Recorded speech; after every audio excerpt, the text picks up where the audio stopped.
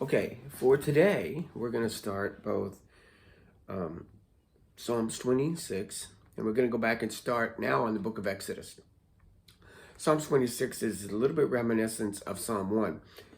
And again, it's one of those Psalms which is judge me, O Lord. And there's nothing wrong with being judged, especially by God. And there's really nothing wrong with us being judging one another in righteous judgment. You know, for two people, two mechanics to look over one man's work, for someone to give fresh eyes to something. And there's nothing wrong with being judged. We kind of tend to pull away from that, even in the church. Oh, don't judge me. No one can judge me but God. Should be just the opposite. We have all of the Pauline letters are written because Paul is judging. He says bad things to the Galatians. He says, oh, foolish Galatians, who has bewitched you? He says very good things to the Philippians. You count it all joy. You keep going. You keep pushing on. We shouldn't be afraid of judgment.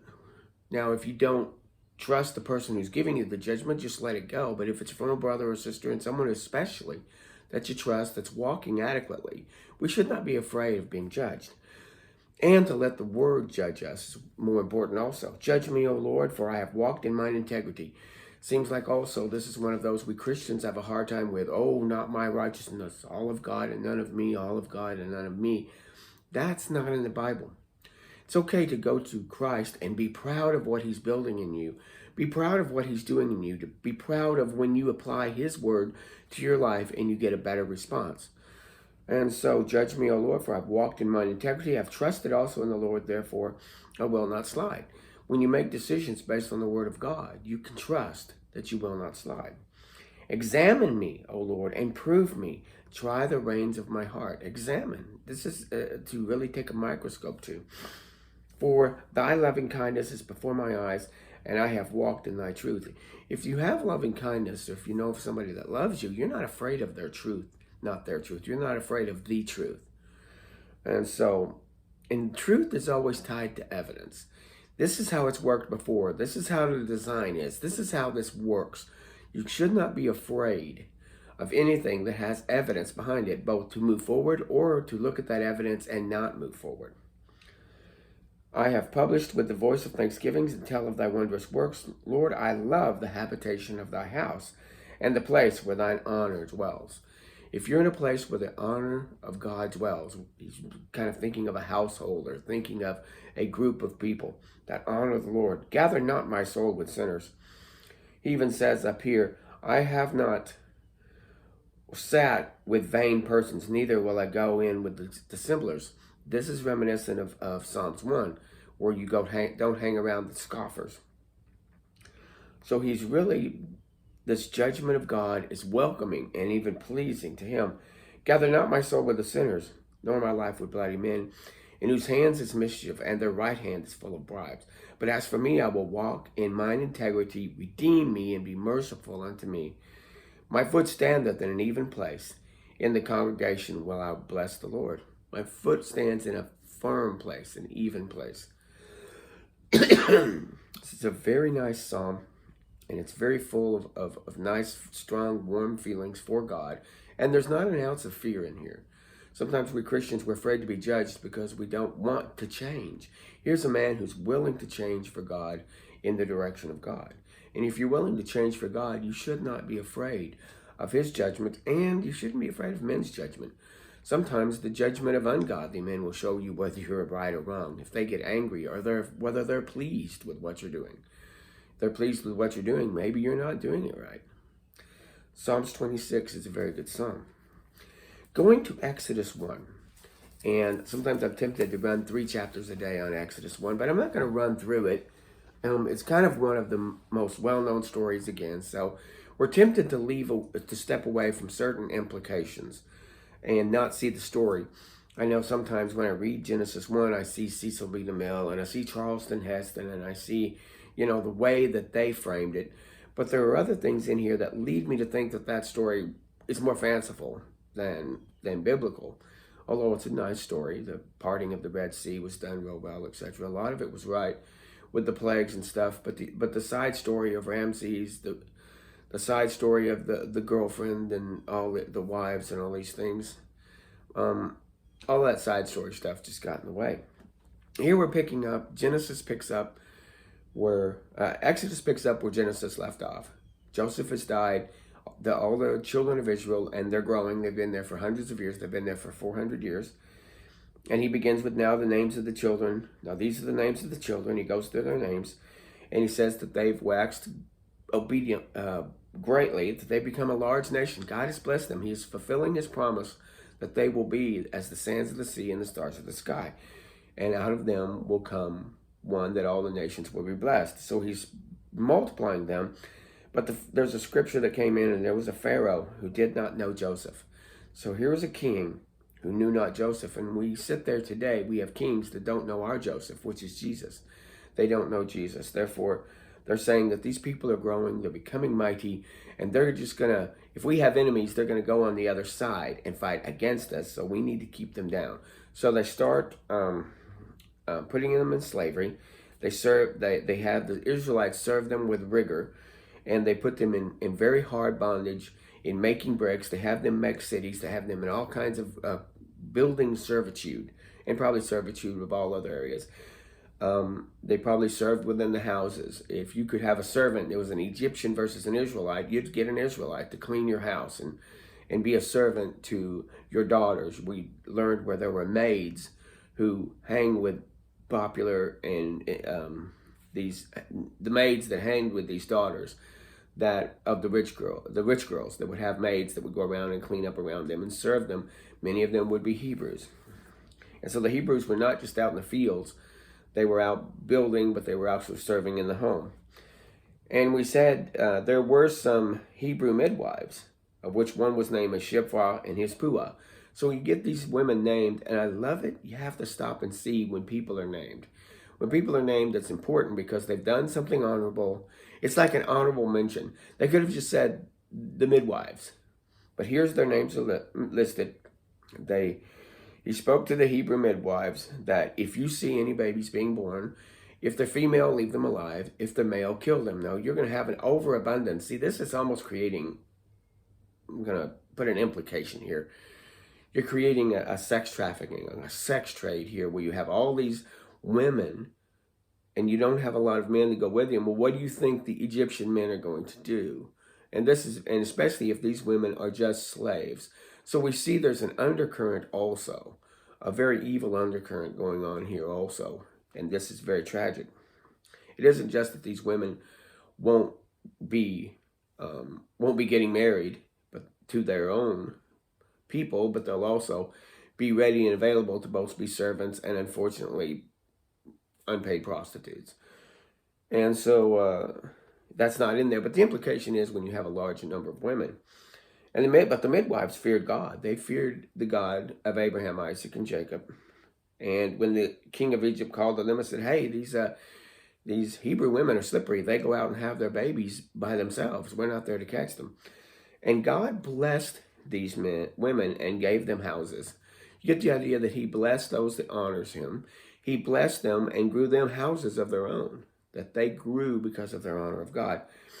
And Pharaoh charged all the people, every son that is born shall be cast into the river, but every daughter you shall keep alive. Here we have also, there is a man in the house of Levi, took a wife, and this woman conceived and had a goodly child, and she hid him 3 months. Now we know then, if she hid him for 3 months, and they were Hebrews, he would have been circumcised. This would have been the dead giveaway. I mean, you see a baby, later on we're going to find this baby has been found in a basket called an ark. It's just a bunch of bushes put together and there's slime, and they would have pitched it so that it didn't sink and wouldn't fill with water and lay it out. We always get the idea of he's just floating along in the Nile. Well, actually, we'll see in a minute. When she could no longer hire him, he was 3 months old, then she took him and got some brushes and dabbed it together with slime and pitch and put it in and laid it in the sails by the riverbed. Now, she didn't just float it down there and let's see what happens. She laid it in a basket that wouldn't get filled with water and laid it by the riverbed. And you get some implications going here. And again, an implication is that, and the daughter of Pharaoh came down to wash herself at the river, and the maidens walked along the riverside. And she, the daughter of Pharaoh, saw the ark among the flags, and he sent her maid to fetch it. Now, the idea, there's some implications here. Number one, maybe the woman lived, that was the mother, the real mother of Moses, was a servant of the Pharaoh's daughter. Possible. They're in the same geographic area. That she would know that the Pharaoh's daughter and her entourage would go out there at a specific time to bathe or clean, or this was when they did the laundry or whatever they were doing. They had a reason to be down by the river. And leaving a baby laying in there, and the baby's going to be screaming. And it said here, and the sister went afar off to watch what would happen to him. So the sister's off watching to see what would happen. This means that the sister and the mom are in the geographic area. Now, whether they walked into the area or whether this was just randomness, but there's implications here that maybe they were of the same household, and maybe they even knew one another. So Pharaoh's daughter opened it, and she saw the child, and behold, the babe was there, wept, and she had compassion. This is one of the Hebrews' children. Then she said to his sister. Now, so Miriam would have been there. Maybe Miriam came running up to listen. Obviously, it seems like Pharaoh's daughter knows Miriam. She doesn't go, "Who are you? Is this your brother?" You know, there's certain things that you would ask if a strange girl ran up. You know, you wouldn't just, accept her into your fold.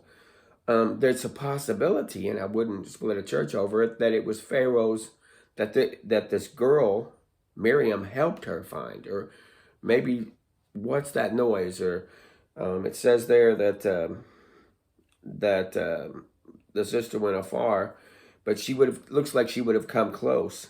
So there's a lot of implications in this story, that there's a connection between Pharaoh's daughter and both the Pharaoh's daughter, Moses' sister, and Pharaoh's daughter, and Pharaoh's daughter and Moses' mom.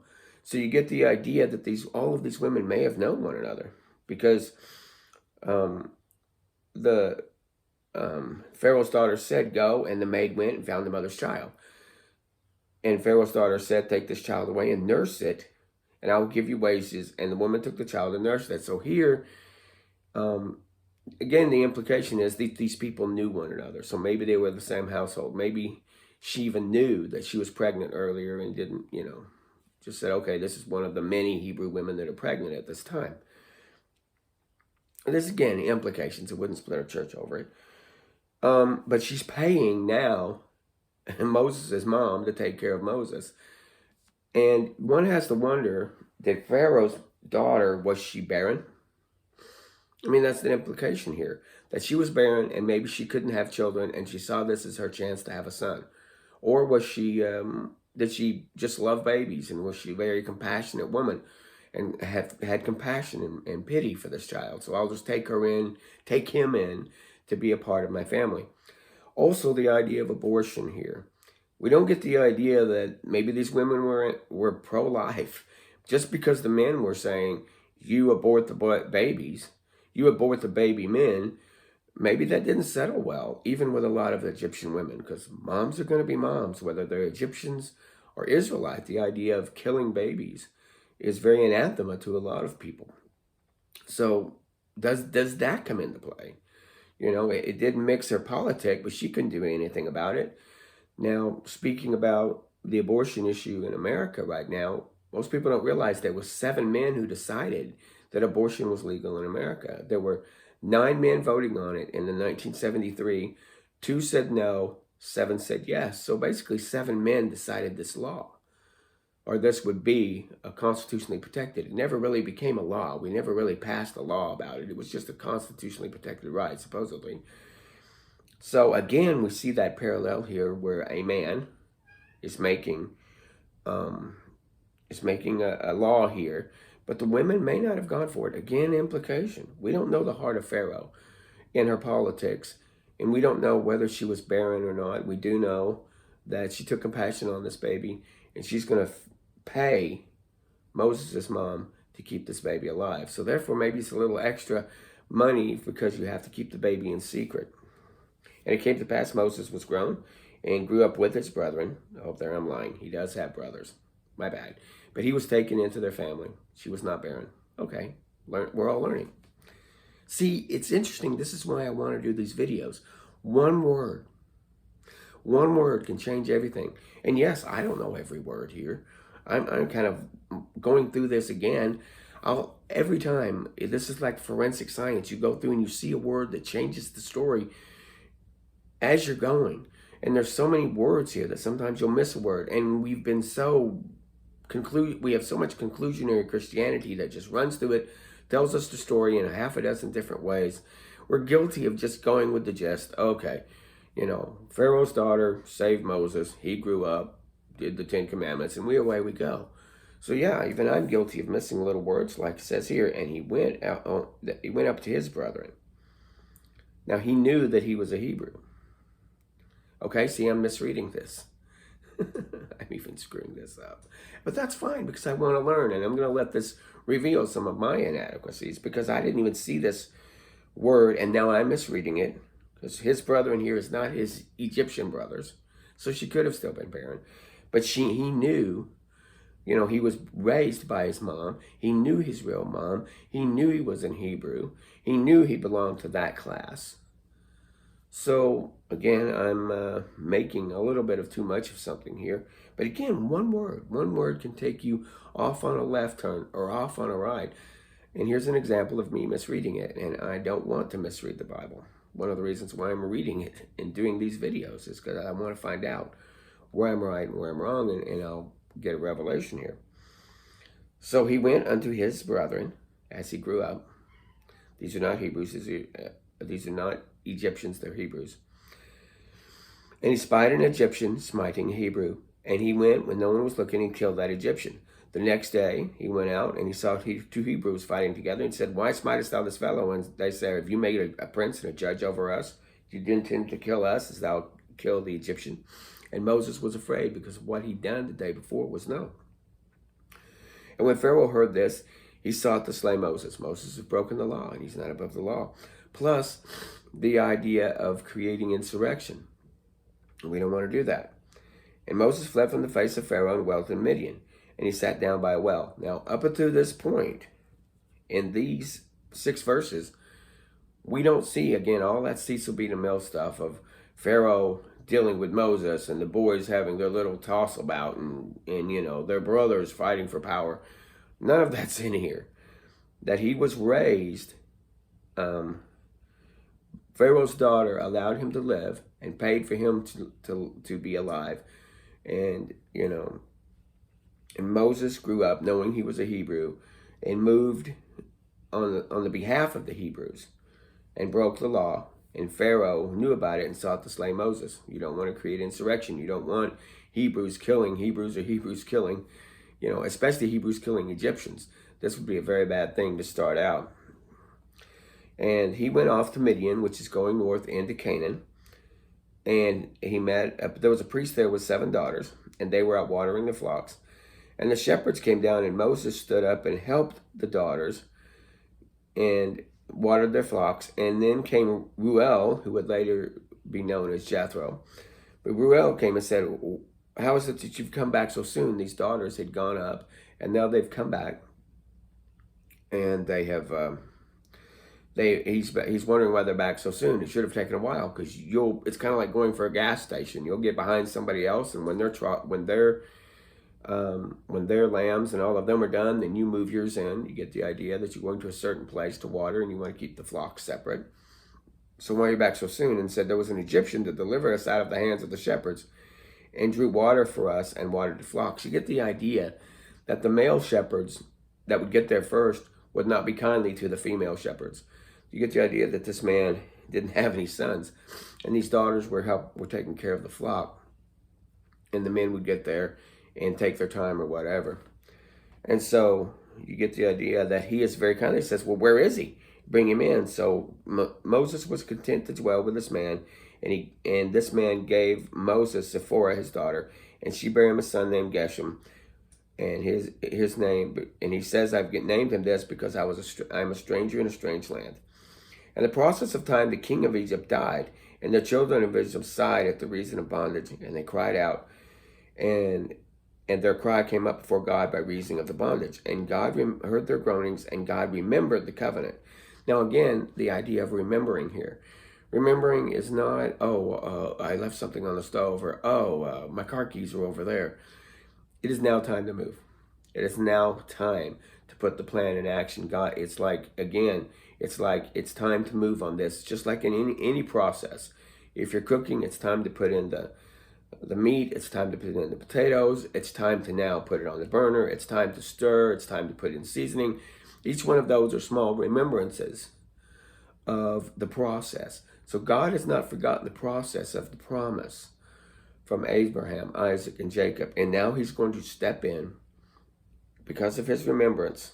And he looked upon the children of Israel, and God had respect unto them. And again, God had respect unto them. He heard their sighings, he heard their groanings, and now it was the time. So everything starts tomorrow. And when we look at 3 and 4, in which God meets with Moses, and God gets Moses ready to return and take his place as this leader that's going to lead the people of Israel out. So it's a very good verses, once again, filled with implications of things that there's little connections going on that may not be well known. And again, we're just setting this up. This is a preview of great things to come. Thank you. Bye.